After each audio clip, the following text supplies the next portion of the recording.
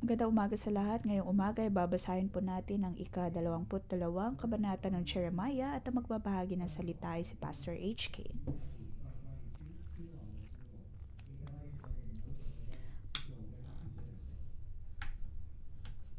Ang kabanatang ito ay tungkol po sa mga pinuno, mga hari.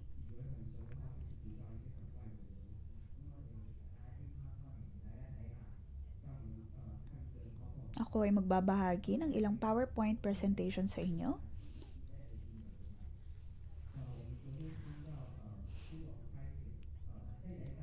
Kahapon, napag-usapan natin na si Zedekiah ay nagpadala ng mga mensahero kay Jeremiah.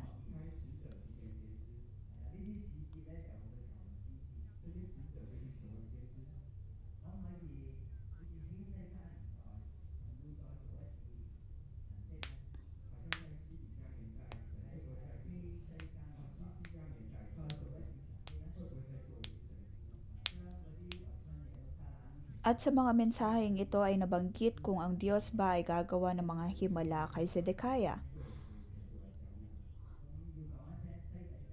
Kung sisirain ba ng Diyos ang mga hukbo na lumalaban sa Jerusalem. Si Zedekiah ang huling naging hari ng Juda. At matapos ng kanyang paghahari, ang kaharian ng Juda ay nasira. Masasabi natin na ito na ang huling pagtatanong o kaya ay huling pagkakataon para sa kanila.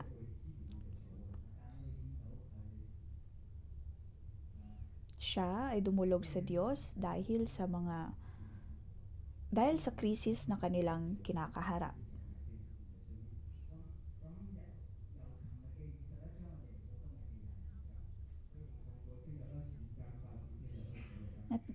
At ngayon ay babasahin po natin ang chapter 22.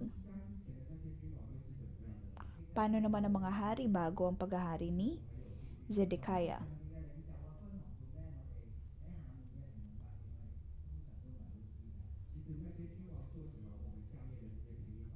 Hindi natin alam kung anong ginagawa ng mga hari at ng mga pinuno dahil tayo ay mga simpleng tao lamang.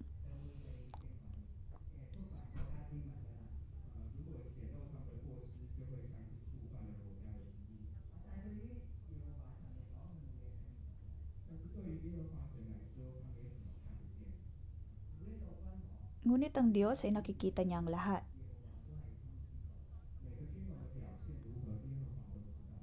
Alam ng Diyos kung paano naging hari ang bawat pinuno.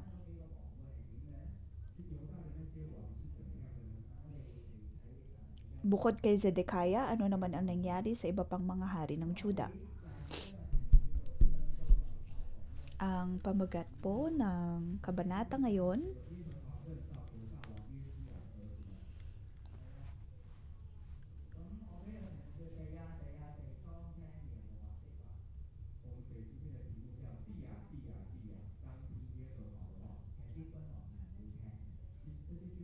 O mundo, pakinggan ang salita ng Diyos. Sanlibutan, pakinggan ang salita ng Diyos. Sorry.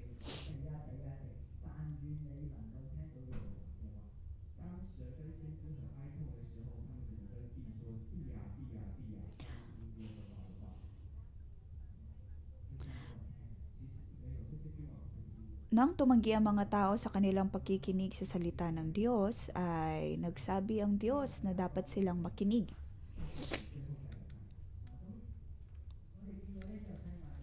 Something Chinese.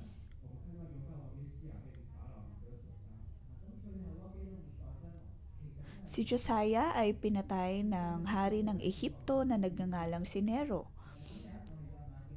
At ang huling mga naging hari ng Juda ay mula sa lipi ni Josiah.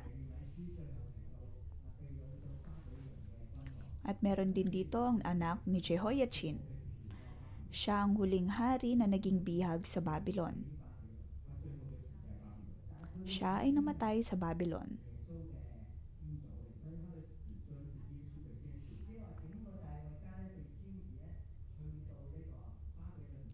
Ngunit ang kanyang mga lipi ang nagsilbing ninuno ni Jesus.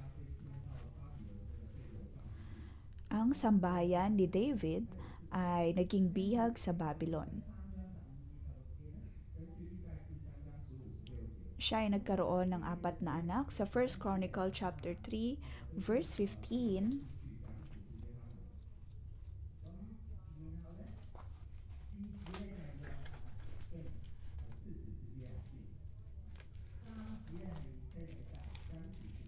Nabanggit po dito ang mga anak ni Josiah.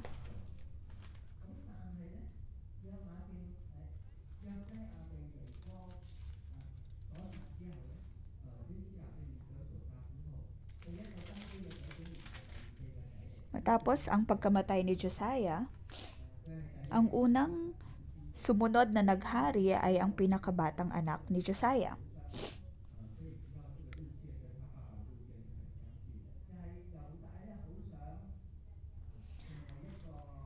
At kanyang sinunod ang gawain ng kanyang mga ama.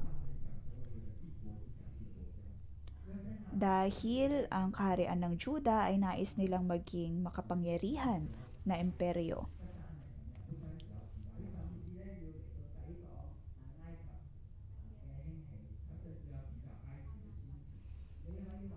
At para kay Josiah, hindi lamang niya pangitain na lampasan ang Assyria, bagkus ay lampasan din ang Ehipto. Mahal na mahal niya ang kanyang bayan na Juda. Sa isang banda ay kanyang nilalabanan ng Assyria at sa isang banda ay kanya ding nilabanan ang Ehipto. Ngunit sa dulo ng lahat ng ito ay napatay siya ng hari ng Ehipto na si Nero.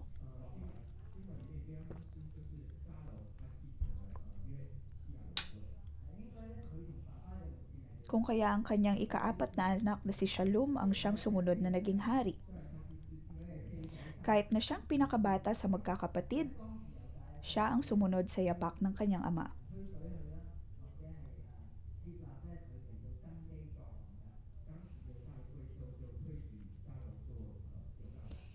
Ngunit sa mga panahong iyon ay tinanggap siya ng mga tao upang maging hari. Kahit na siyang pinaka-4 o siyang pang-4 na anak, siya ang pinakaunang naging hari. Bukod sa kanyang mga kapatid, ano nangyari sa unang anak na si Johanan? Dapat sana na siya ang sumunod na hari pagkatapos ng kamatayan ni Josiah.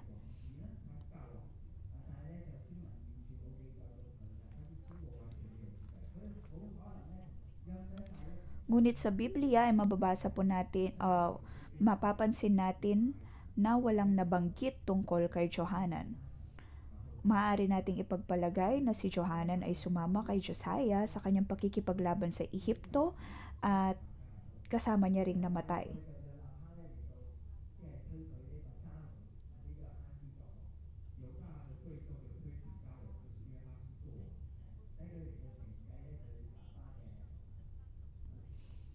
Kung kaya naman nang narinig ng mga pinuno ng Jerusalem na si Josiah ay namatay, ang sumunod na naging hari ay si Shallum, gayong siyang pinaka-4 na. Siya ang pang-4 na anak.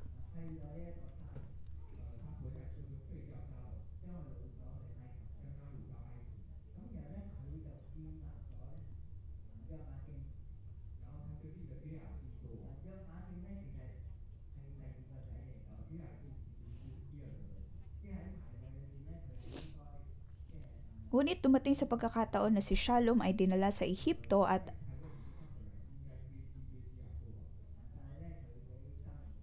si Jehoiakim naman ang naging hari. Gayunpaman, ang nangyari ay si Shallum ang naging hari.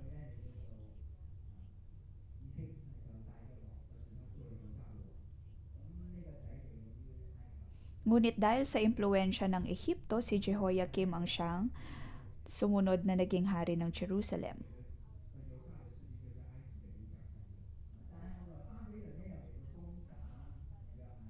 Dito, o kaya noong mga panahon na iyon, ang kaharian ng Juda ay nasa impluensya ng Ehipto.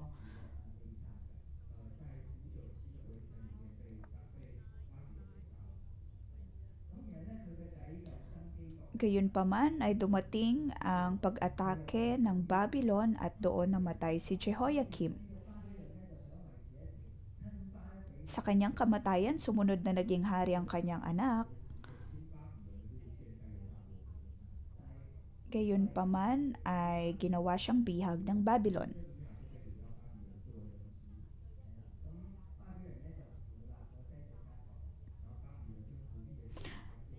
Ang anak ni Jehoiakim na si Jeconiah ay dinala sa Babylon, kung kaya ang naipalit na maging hari ng Juda ay si Zedekiah.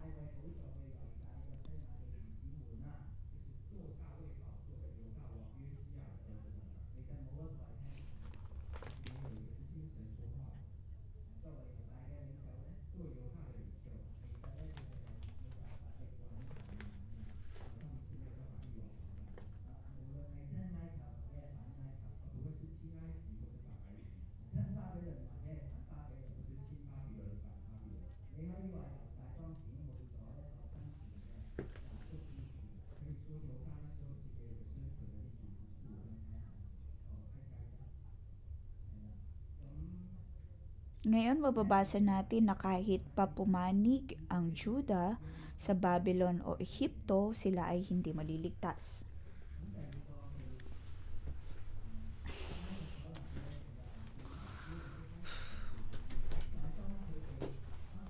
Dito sa chart na ito mapapansin natin ang ika-4 na anak na si Shallum ang siyang unang naging hari matapos ang kamatayan ni Josiah. Pagkatapos ay sumunod si Jehoiakim. Ngunit siya ay dinala sa Babylon upang maging bihag. Kung kaya naman si Zedekiah ang sumunod na naging hari. Ngunit nang si Zedekiah ay dinala sa Babylon upang maging bihag, tinanggal ang kanyang mga mata at siya'y pinahirapan.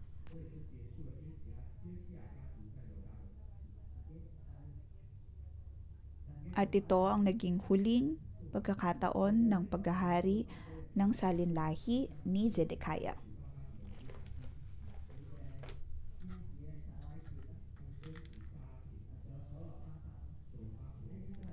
Si Jehoiachin naman na dinala sa Babylon upang maging bihag, siya ay nagkaroon ng salinlahi, sila Shealtiel. Sila ay lumaki sa Babylon. Pagkatapos ay bumalik sa Jerusalem upang itindig muli ang bayan ng Jerusalem. Iyon po ay si Zerubbabel at Shealtiel. Pagkatapos ay naipanganak si Joseph na siyang naging ama ni Jesus. Mapapansin po natin ang berdeng kulay dito. Iyon po ay nakuha ng Babylon, samantalang ang orange part ay para sa Egypt.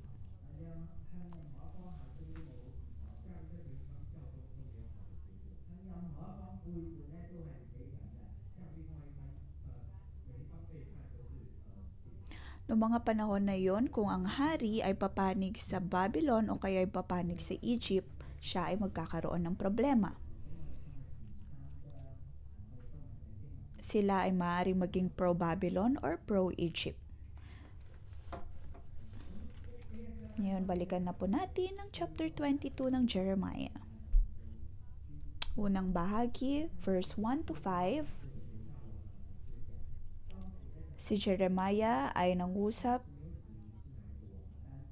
sa kaharian ng Juda. At siya ay nakipag-usap din sa hari na nagahari doon.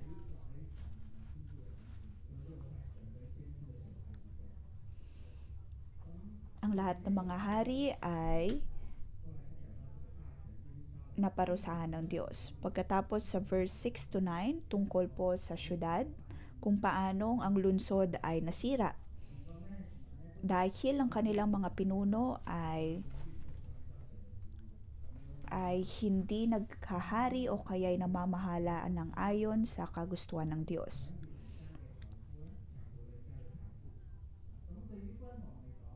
Sila ay masama, sila ay naging marahas at naging abusado sa kanilang mamamayan.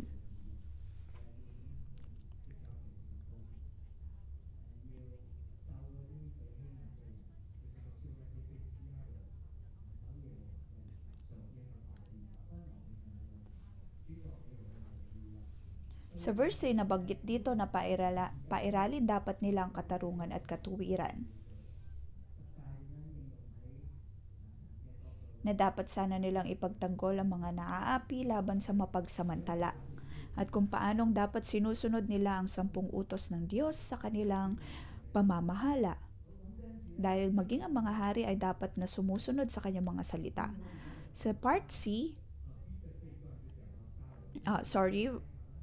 B 10 to 12, nabanggit po dito ang ikaapat na anak ni Zedekiah na si Shallum, ikaapat na anak ni Josiah na si Shallum.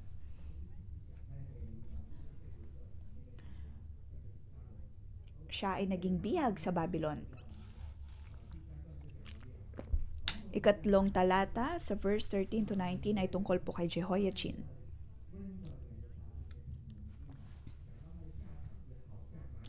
Jehoiakim.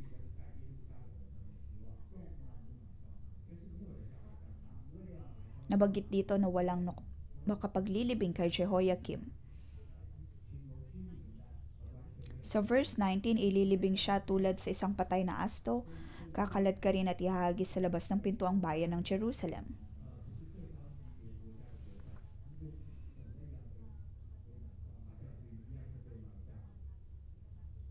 Siya ay nailabing lamang tulad ng isang patay na asno. Sa verse 20 to 23 ay ang daing ni Jeremiah. Hindi sila sinira ng Diyos.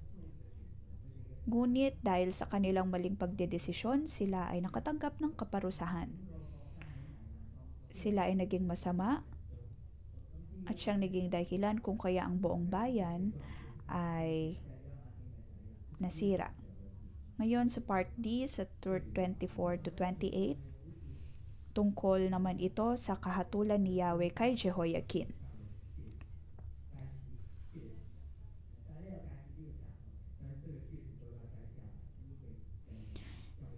Siya ay mayroong singsing na pantatak sa kanyang mga daliri, ngunit ito'y huhugutin at maitatapon.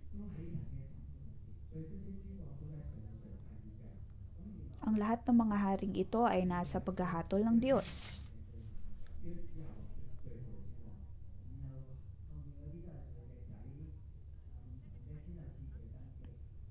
Dito mapapansin natin na si Zedekiah ang siyang naging huling hari. Pagkatapos ng kanyang paghahari ay may mga sumunod din na mga pinuno, ngunit silang lahat ay naparusahan ng Diyos. Dito ay nagkaroon ng pagtangis ang Diyos. Ang sabi niya sa verse 29, "O aking bayan, pakinggan ninyo ang mensahe ni Yahweh." Sa verse 1 to 5, ang unang bahagi, unang talata, ito po ang hari ng Juda. Pinapunta ako ni Yahweh sa palasyo ng hari ng Juda at pinasabi niya sa hari, sa mga lingkod nito at sa lahat ng taga Jerusalem. Hindi po natin maunawaan ang pangyayari.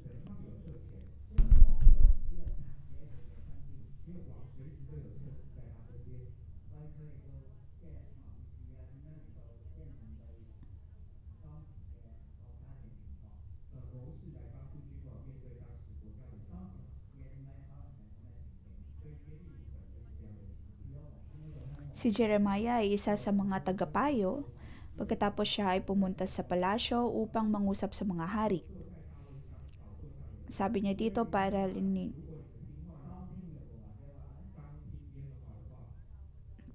ninyo ang katarungan at katuwiran. Sa verse 4, kung susundin ninyo ang mga utos ko, mananatili ang paghahari ng angkan ni David. At papasok silang nakasakay sa mga karwahe at mga kabayo, kasama ang kanilang mga tauhan at sasakupan. Subalit kung hindi kayo makikinig sa sinasabi ko, isinusumpa ko na aking wawasakin ng palasyong ito. Ganito ang sabi ni Yahweh tungkol sa palasyo ng hari ng Juda.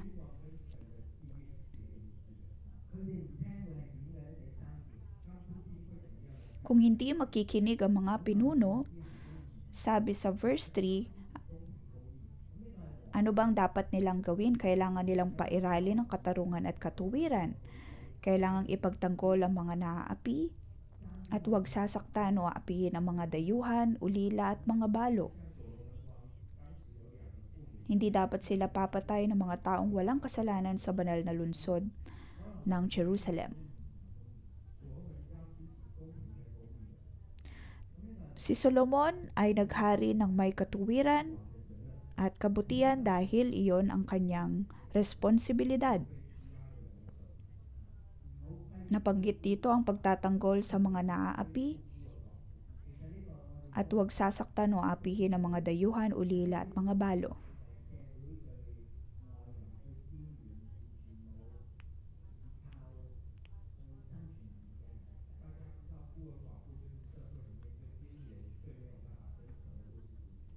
Ang mga dayuhan, ulila at mga balo ay walang masyadong pribilehiyo kung kaya naman dapat silang bigyan ng kabutihan.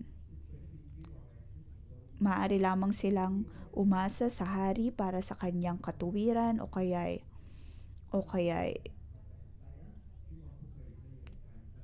kabutihan na mayroon sila.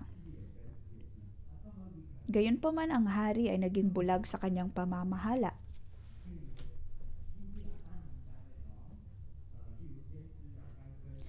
Kung maalala po natin, minsan si Propetang Nathan ay nangusap kay David na mayroong isang tao na mayroong isang tupa, ngunit ang mayamang tao ay kinuha pa ang tupang iyon.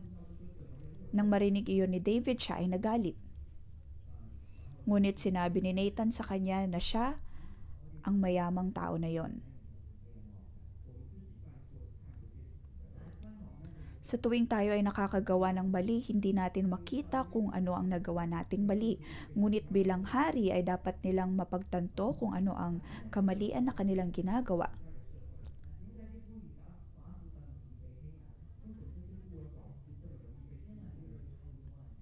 Noong mga unang panahon, bakit ang mga ulila, mga dayuhan ay laging nasasaktan o kaya ay laging inaapi? Iyon ay dahil walang ibang makapagtatanggol sa kanila.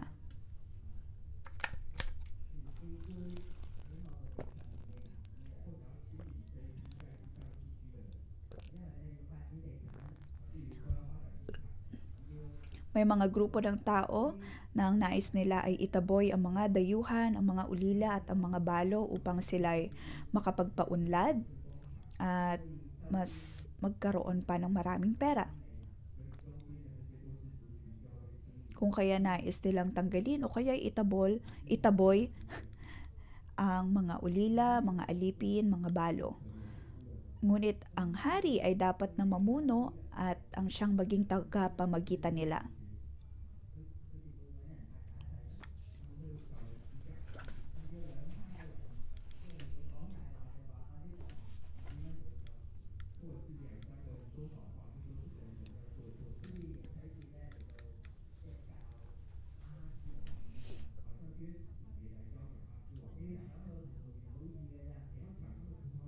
Tulad ng ginawa ni Jezebel kay Nabal, na kung nais niya talaga ang ubasan, ay maaari siyang kumuha ng mga tao na magbigay ng maling patotoo upang kanyang makuha ang lupain. Ngunit nakikita ng Diyos ang lahat. Para sa mga taong naaapi,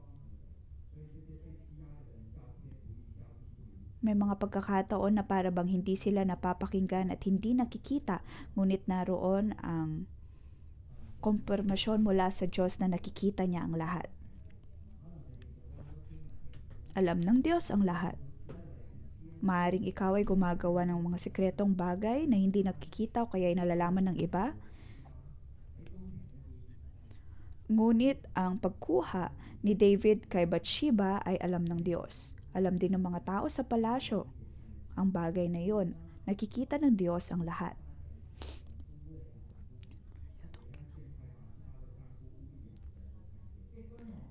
Kung paanong ipinain ni David si Uriah upang mamatay, ito ay nakita ng Diyos.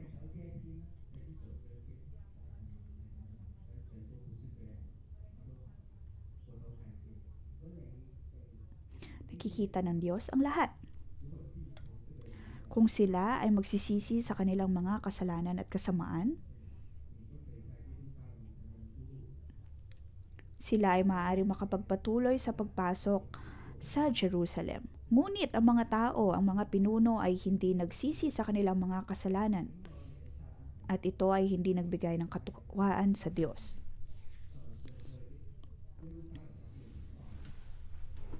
Ang buong Jerusalem, ang buong kaharian ng Juda ay nasira.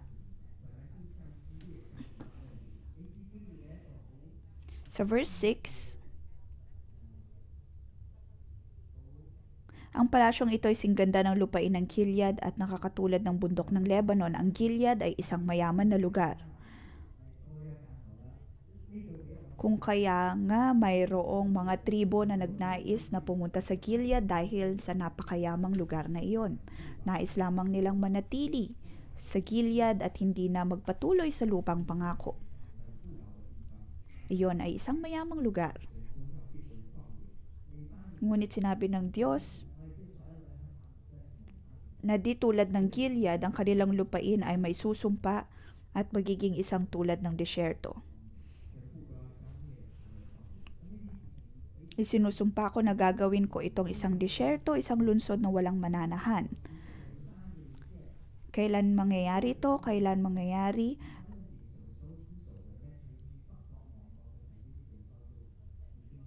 Kailan mangyayari na sila ay magiging tulad na lamang ng disyerto? Iyon ay ang sa pagsakop ng Timog na Kaharian.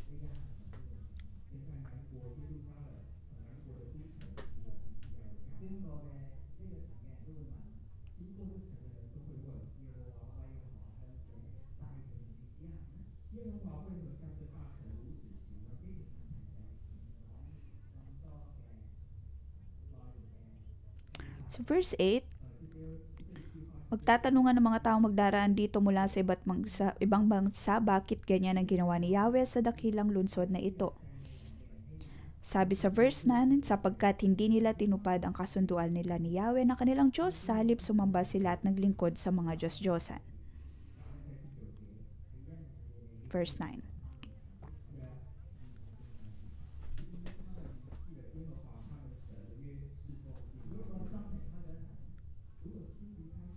Kung ang ating puso ay malayo sa Diyos, tayo man din ay mabubuhay ng hindi ayon sa katuwiran.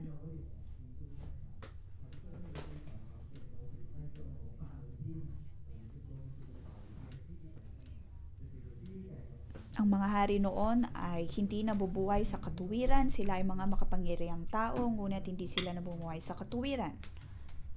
Ipinagkatiwala ng Diyos ang lupain sa kanila.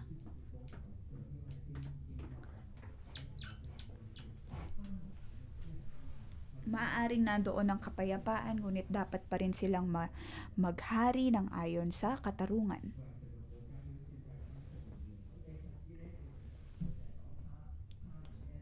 Ngayon sa verse 10 to 12, ito naman po ay tungkol sa ika-4 na anak ni Josiah na si Shallum.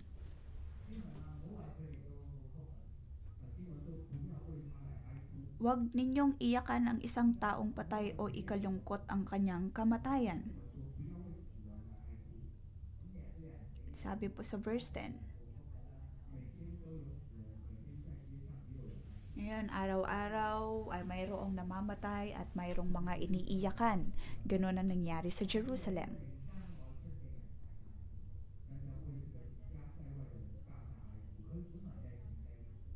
Sa halip tangisan ninyo si Shallum sapagkat siya'y dinalang bihag at hindi na magbabalik. Hindi na niya makikita pa ang lupang kanyang sinilangan. Si Shallum ay naging bihag sa Babylon.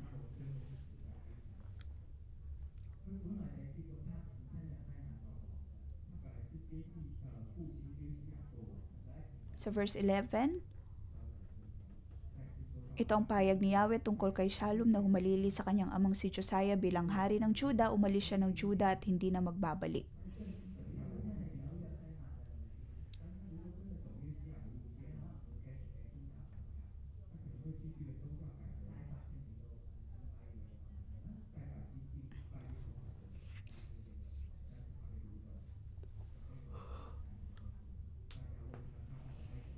Si Shallum ay dinala sa Babylon upang maging bihag. Siya ang naging hudyat ng tuluyang pagkasira ng Jerusalem. Sa verse 13 to 19 ay tungkol naman kay Jehoiakim. Jehoiakim. Siya ang ikalawang anak ni Josiah.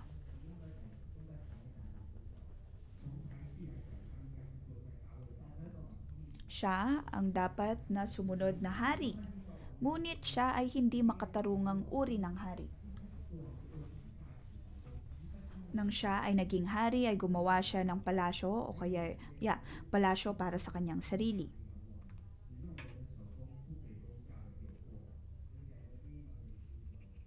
Ginamit niya ang mga tao nang hindi sila binabayaran. Hindi niya binayaran ang mga taong nagtrabaho para sa kanyang palasyo. Gayong iyon ay napakalaking proyekto. Wala sa kanila ang nabayaran. At dahil dito ay nagalit ang Diyos. Ikaw ay lumikha ng isang napakagandang lugar, ng napakagandang bahay, ngunit ginawa mo ito sa pamamagitan ng pandaraya.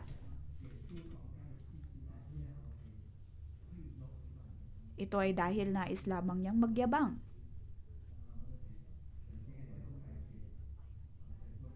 Sinasabi ng Diyos na nakikita niya ang lahat.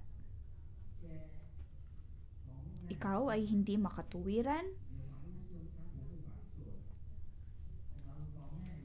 at masama.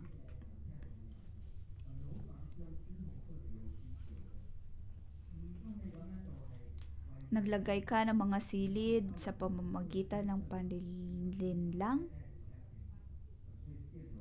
Pinagtrabaho niya ang kanyang kapwa ng walang kabayaran.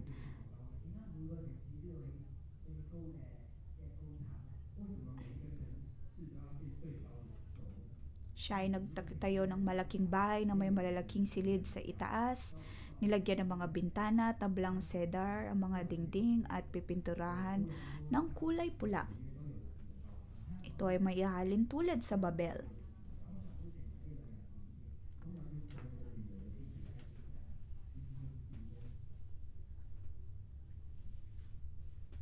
Ito ay pagpapakita lamang ng kapangyarihan at simbolo ng kanyang kayabangan.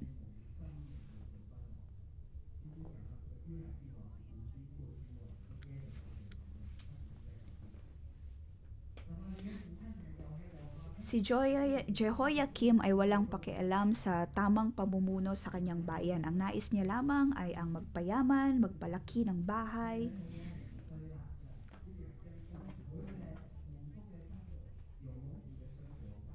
Pagkatapos ay nabanggit sa verse 15, alalahanin mo ang iyong ama, siya'y kumain at uminom, naging makaturingan siya at matuwid, kaya siya'y namuhay ng tiwasay.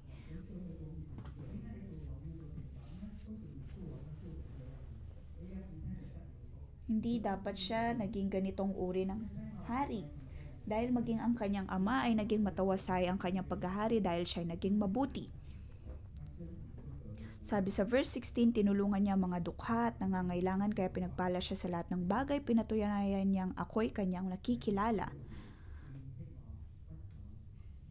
Subalit kayo, wala kayong iniisip kundi ang sariling kapakanan. Pumapatay kayo ng tao na walang kasalanan at pinagmamalupitan ng mga tao. Ito ang sabi ni Yahweh. Sinasabi ng Diyos na dito na tayo ay dapat na magkaroon ng banal na takot sa Diyos. Hindi natin kailangang manlinlang ng iba o kaya ay magnakaw sa iba upang mapagpala o kaya ay magkaroon ng magandang bahay, magkaroon ng kayamanan.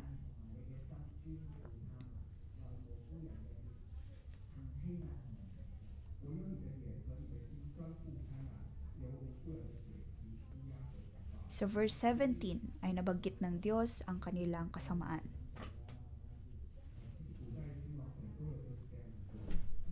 Ang mga hari noong araw ay ganito kasama.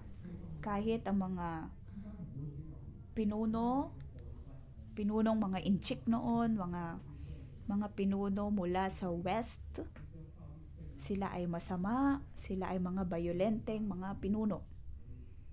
Marami silang mga ari-arian, ngunit labis sila kung magnakaw at manlinlang ng mga tao.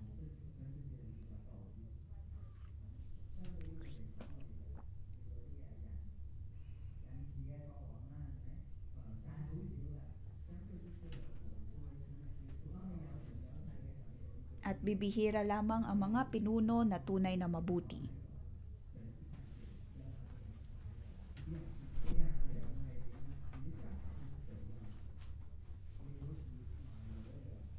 Ngunit ang lahat ng ito ay nakikita ng Diyos. Kung kaya naman ano mangyayari sa Kanya, sabi ni Yahweh sa verse 19, ililibing siyang tulad sa isang patay na asno, kakalad ka rin at ihagis sa labas ng pinto ang bayan ng Jerusalem. Kung ikaw ay isang taong bayan noong panahon ni Jehoiakim, maaari kang pumanig sa mga taong may otoridad o kaya na mumuno. May mga pagkakataon na ang tao ay pumapanig lamang sa isang tao kung mayroon silang makukuhang benepisyo sa kanila.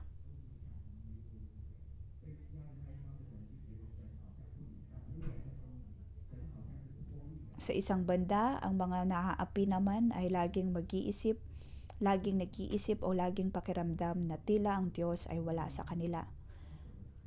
Ngunit sinasabi ng Diyos na ang mga haring ito ay may katapusan din. At doon ay nakita natin ang katuwiran na nagmumula sa Diyos.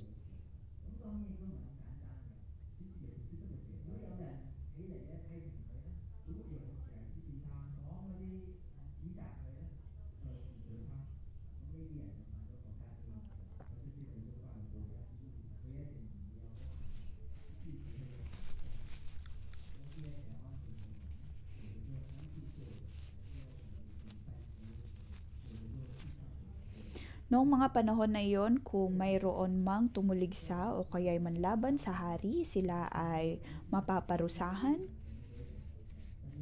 at maaaring makulong. Kung kaya naman sa tuwing ang taong bayan ay nakakaharap ng paghihirap mula sa hari, wala silang ibang magawa kundi ang manahimik. Ngunit nabasa po natin ang paghahatol ng Diyos ng mga haring ito ay maililibing tulad ng isang patay na asno. Sila ay kakalad ka rin at ihahagis at walang sino man ang magtatangis para sa kanila.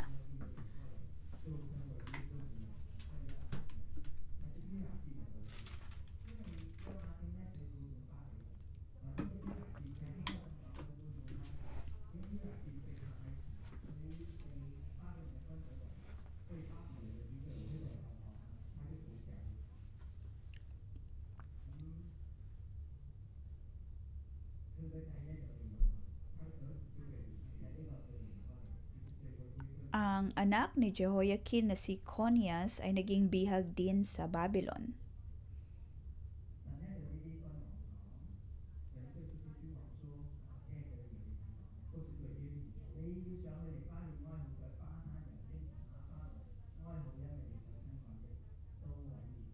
Sa verse 20, umakyat kayo sa Lebanon at humiyaw, sumigaw kayo hanggang sa marinig sa Bashan ang inyong tinig, kayo'y manangis mula sa tuktok ng bundok Abarim, sapagkat nilipol ng lahat ang kapanalig ninyo.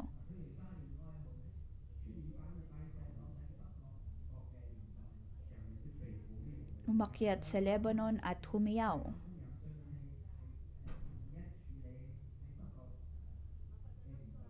Hanggang sa marinig sa Bashan ang inyong tinig.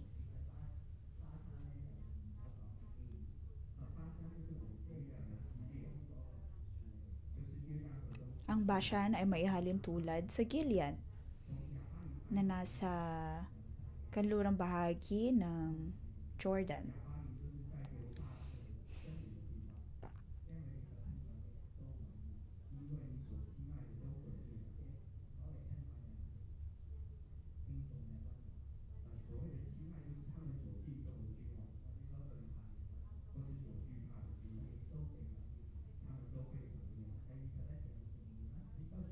Verse 21, Nagsalita ako sa inyo noong kayo'y masagana, subalit hindi kayo nakinig. Ganyan ang ugali ninyo mula pa sa inyong kabataan, kahit minsan ay hindi kayo sumunod sa akin.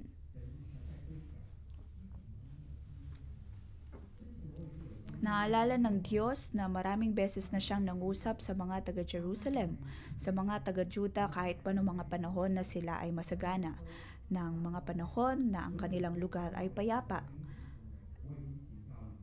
Noon pa lamang ay naroon na ang pagbabala ng Diyos. Siya ay matagal nang nangungusap sa kanila nang may pag-ibig, ngunit hindi sila nakikinig. At sa pagkakataon ngang iyon ay unti-unti na silang nasisira. Dahil kahit pa sa mga panahon na sila ay nasa maayos na kalagayan, hindi sila nakinig. Ganon na ang kanilang ugali mula pa sa kanilang kabataan.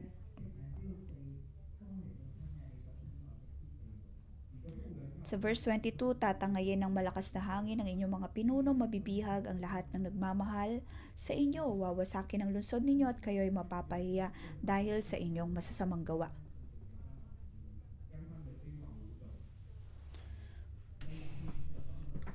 Verse 24.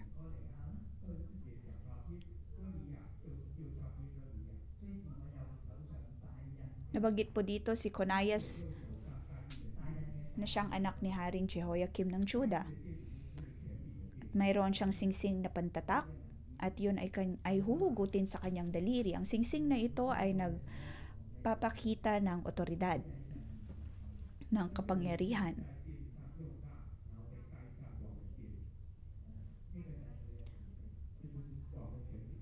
Tulad ng mga importanteng dokumento, kailangan gamitin ang singsing na pantatak na ito upang selyohan ang dokumentong iyon.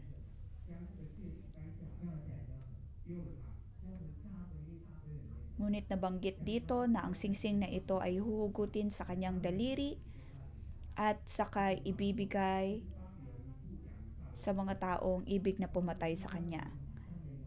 Kay Haring Nebuchadnezzar na hari ng Babylonia at sa kanyang mga sundalo. Sa verse 26, itatapon ko kayo mag-ina sa isang lupaing malayo sa lupang sinilangan mo, doon na kayo mamamatay at hindi na kayo makakabalik sa sariling bayan na nais ninyong makitang muli.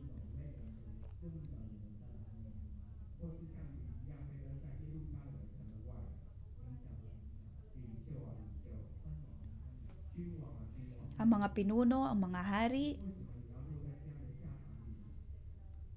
naging ganito ang kanilang kinahihinatnan.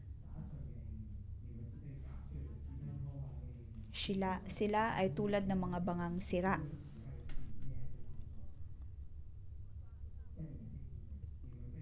Banga na naitakwil, nabasag at wala nang ibig umangkin.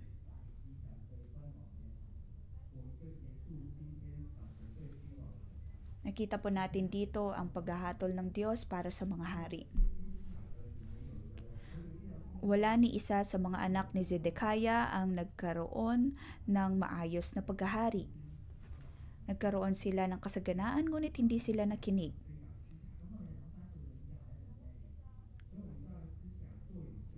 Anong sinasabi nito pagdating sa pagiging pinuno? May mga pagkakataon na iniisip natin na tayo ay may otoridad na maaari nating sabihin ang nais lamang natin o kaya ay gawin kung ano ang nais natin. Ngunit tayo ay may responsibilidad sa Diyos. Sa araw ng paghahatol,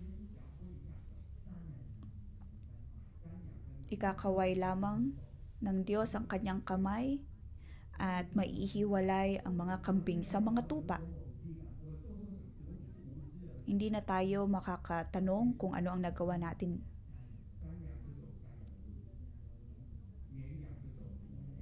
Diyos mismo ang maghihiwalay ng mga tupa mula sa mga kambing. Ikaw man ay hari o kaya ay simpleng mamamayan.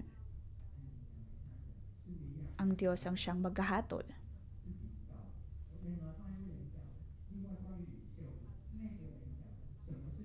Pagdating sa mga pinuno, ano dapat ang katangian ng isang pinuno o kaya ng isang leader? Sa 611, ano po ang leader? Ang responsibilidad nila ay ang proteksyonan ng iba. Pagdating sa mga espiritual na laban, ang unang tao na dapat na nasa harap ay ang mga leader at hindi ang mga tao. Sila ang dapat na bumalikat at maging panangga. Aking hinahangaan si Pastor Joshua dahil bibihira lamang ang mga taong titindig upang maging panangga ng kanilang mga sinasakupan. Tayo ay mamumuno o kaya magiging leader hindi para sa ating sariling interes. Tayo ay titindig bilang leader upang makapagtayo pa tayo ng iba pang mga leader. Akin ding hinahangaan si Pastor Ana.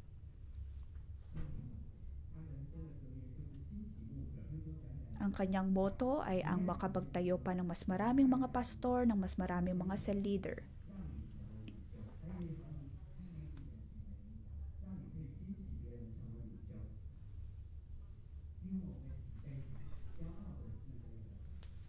Ang mga mayayabang ay itatama ng Diyos, ihuhulma ng Diyos. Ang lahat ay nilikha ayon sa wangis ng Diyos at tayong lahat ay tinawag upang maging leader. Ngunit kailangan pa rin natin ng mga leader na makatutulong sa atin upang tayo'y maging maayos din na leader. Ang bawat isa po sa atin ay leader. Ang lahat ay dapat na maitayo at maitindig. Paano mo malalaman kung ikaw ay isang leader? Iyon ay kung matagumpay ka ring nakapagtatag ng iba pang mga leader. Kung kaya kailangan mong tanggalin ang bawat kasamaan na nasa iyong puso o kaya makasariling mga interes. Huwag maging bulag sa mga kasamaan na nakikita sa paligid.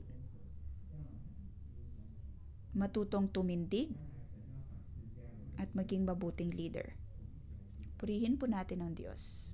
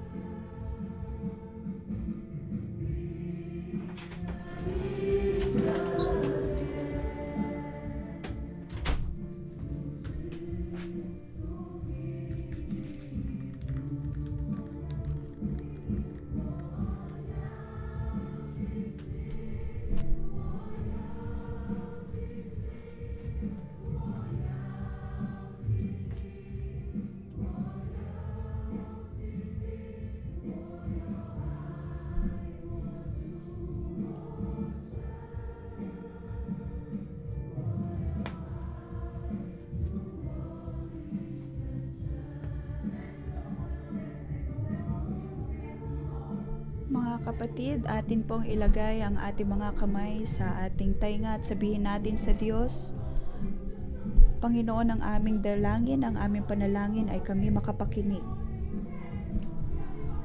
Dapat tayong makinig. Panginoon, ito ang aming panalangin. Panginoon, naway tulungan mo kami. Mga kapatid, tayo po ay manalangin at sabihin natin sa Diyos na kailangan natin siyang mahalin. Panginoon, ang nais namin ay mahalin ka. Kami ay nakatingin sa iyo. Panginoon, ang aming mga paningin ay hindi nakatingin sa iyo at may mga pagkakataon na hindi nakatuon sa iyo. Tayo po ay manalangin.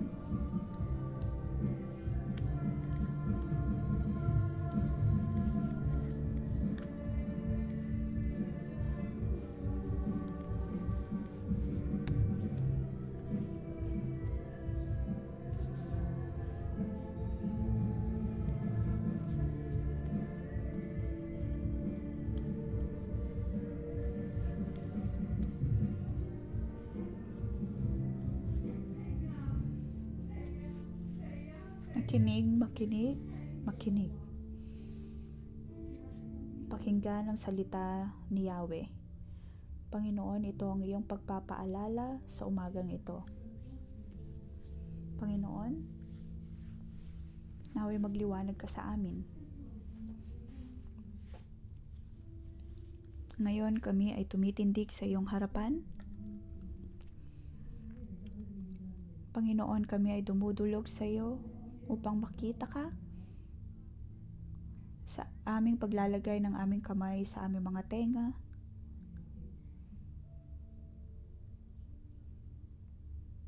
Amin pong isinasa-isip kung paano nga ba kami nakikinig.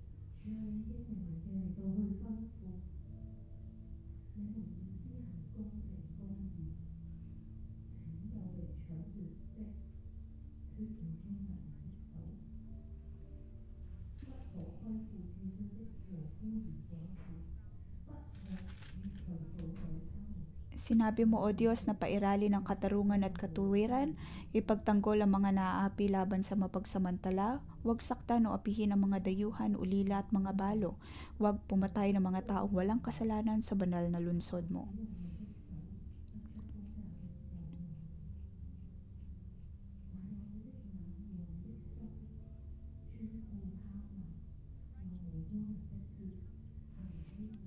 Kahabag-habag ang magiging wakas ng taong nagtatayo ng kanyang bahay sa pamamagitan ng pandaraya at naglalagay ng mga silid dito sa pamamagitan ng panlilinlang, pinagtatrabaho ang kanyang kapwa ng walang kabayaran.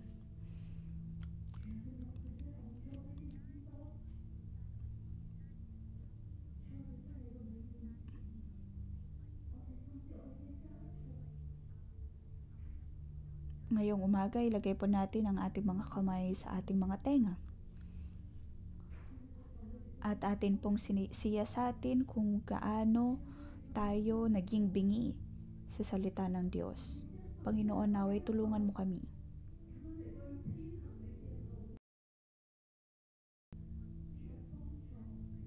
Ayaw din namin maligaw ang aming mga henerasyon.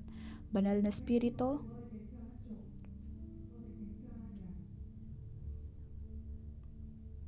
ipakita mo sa amin, O Diyos, ang aming salinlahi, kung mayroon bang opresyon sa aming pamilya, mayroong pang-aapi sa aming pamilya.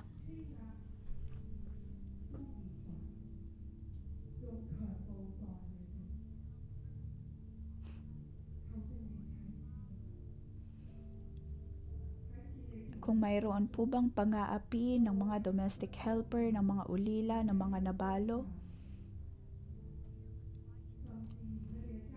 kung ikaw o ang iyong pamilya ay nanlilinlang ng iba, nagkaroon ng aborasyon, ng kasakiman, o alam mo na ang iyong pamilya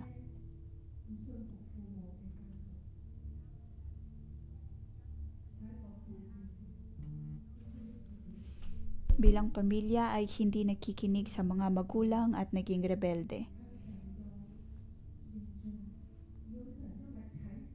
Tayo po ay humingi ng tawad sa Diyos. Tayo po ay tumindig at manalangin.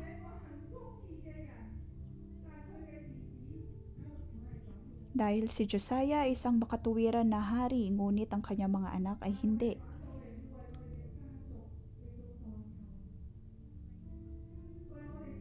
Atin pong ipanalangin ang ating mga pamilya.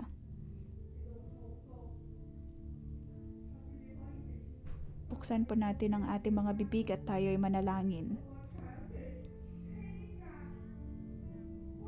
Naway patawarin ng Diyos ang ating mga pamilya na sa ating pang-aapi ng mga ulila, ng mga balo, ng mga dayuhan. Kung inyo pong ginawa ang mga bagay na ito,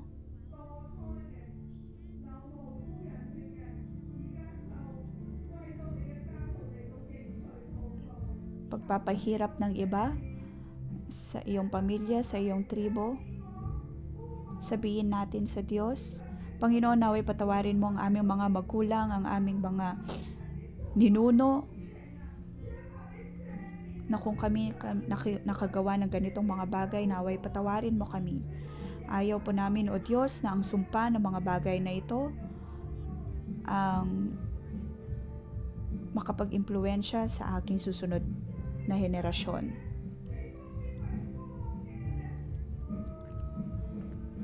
Panginoon, ayaw namin ang aming lupain ay maging tulad ng isang disyerto.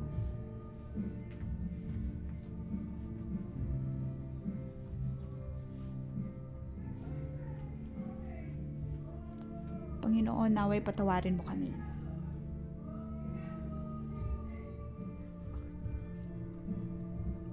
Kailangan ka ng aming pamilya, ng aming tribo.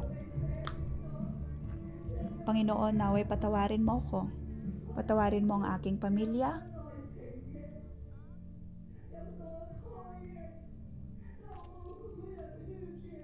Maaring ang iba sa atin ay nakagawa ng abortion. Panginoon, naway patawarin mo kami.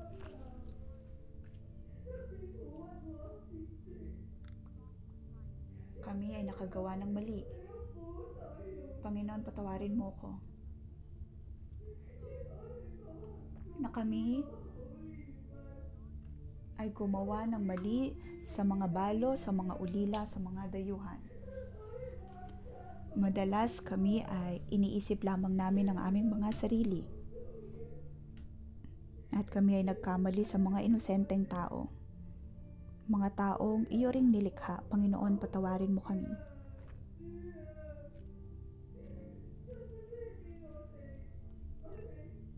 Sa aming pagsusugal, patawarin mo kami, O Diyos.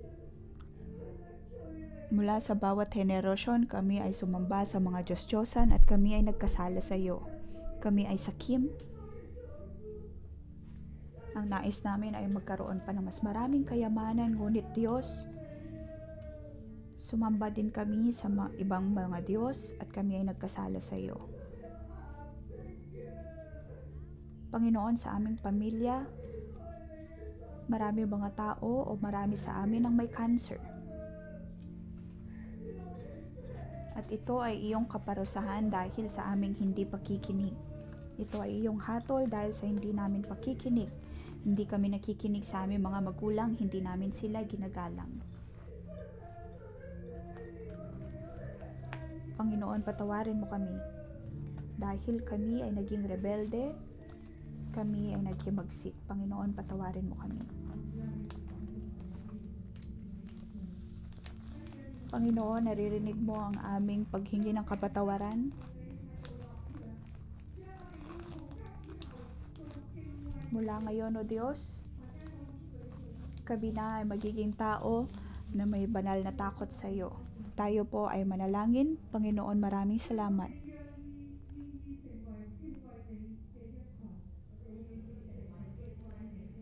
Handa kami, O Diyos, na maging tao na may banal na takot sa iyo. Na dapat kaming mabuhay sa katuwiran, sa kabutihan.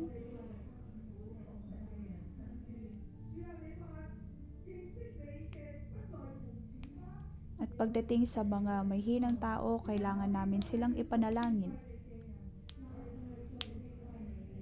Kailangan namin maging tao na may banal na takot sa Tiyo.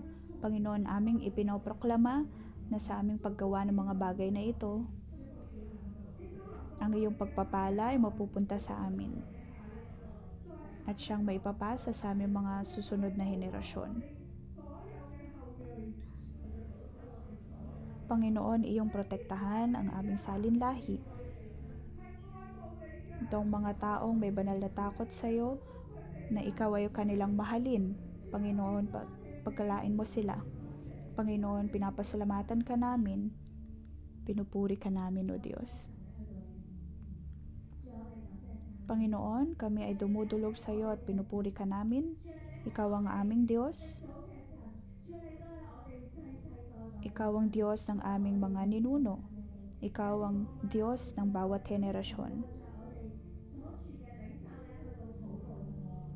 Mga kapatid, atin pong ipanalangin ang ating mga pinuno, ang ating mga leader. Nabasa po natin ngayong umaga kung gaano kahalaga ang mga pinuno. At ang kanilang mga buhay ay dapat na nakaayon sa Diyos.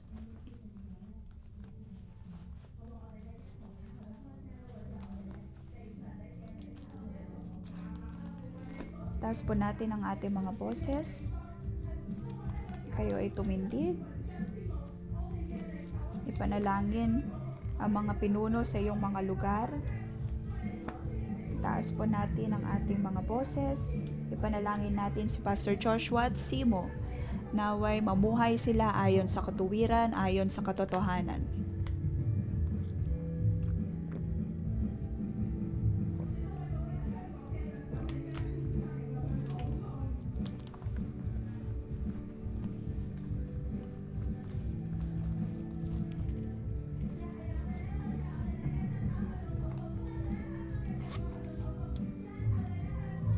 Atin pong ipanalangin ang ating gobyerno, ating pamahalaan, naway buksan nila ang kanilang mga espiritual na tenga at mata upang makita nila ang kalooban ng Diyos.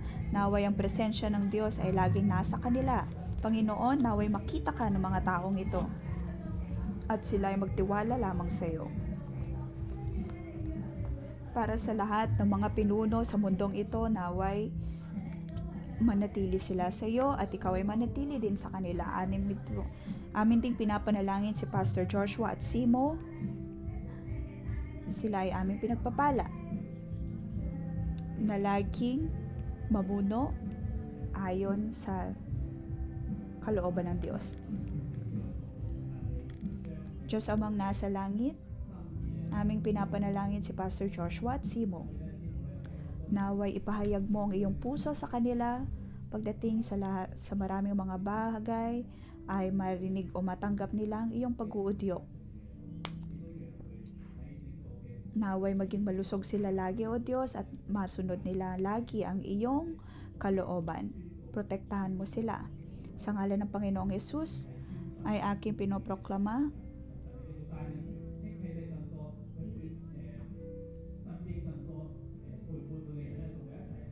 naway magtayo ka ng mas marami pang mga tao na makatutulong sa kanila at matanggap nila ang marami pang pagpapahayag mula sa iyo.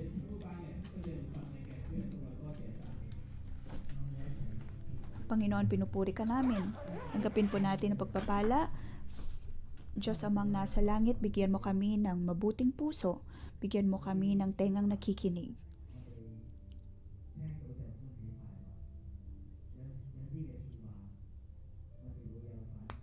May mga salita na kami nasisihang pakinggan, ngunit may mga pagkakataon na kami din ay naghihimagsik at ngunit, O Diyos, bigyan mo kami ng puso na mapagpakumbaba na sa aming pakikinig ng iyong mga salita ay maging mapagpakumbaba kami sa pagtanggap nito at sa pagsasabuhay ng mga ito.